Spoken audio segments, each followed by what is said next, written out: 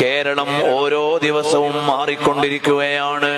നമ്മൾ പണ്ട് പറയാറുണ്ട്, കേരളത്തെ കുറിച്ച് പറയാറുള്ളത് ഗോഡ്സ് ഓൺ കൺട്രി എന്നാണ്. എന്നാൽ ഇപ്രാവശ്യം പാർലമെന്റ് സമ്മേളനത്തിന്റെ അടുത്ത ദിവസം ഒരു ഇംഗ്ലീഷ് പത്രം എഴുതിയത് ഗൂൺസ് ഓൺ കൺട്രി എന്നാണ്. എന്ന് പറഞ്ഞാൽ നമ്മുടെ കേരള സംസ്ഥാനത്തിൽ അനാവശ്യങ്ങളും ലഹളകളും കലാപങ്ങളും എന്ന് മാത്രമല്ല, ലഹരിയുടെ പേരിൽ എത്രയെത്ര കുടുംബങ്ങളാണ് ക്രൂരമായി കൊല ചെയ്യപ്പെടുന്നത്.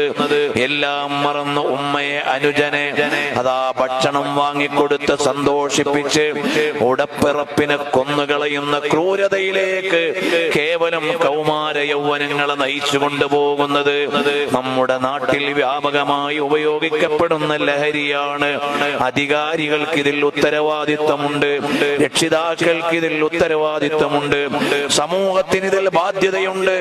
ലഹരി കച്ചവടം ചെയ്യുന്നവരെ കണ്ടറിഞ്ഞ് അതിൽ നിന്ന് മാറ്റി നിർത്താൻ ഇവിടെയുള്ള മുന്നേറ്റ പ്രവർത്തകർക്ക് സാധിക്കണം.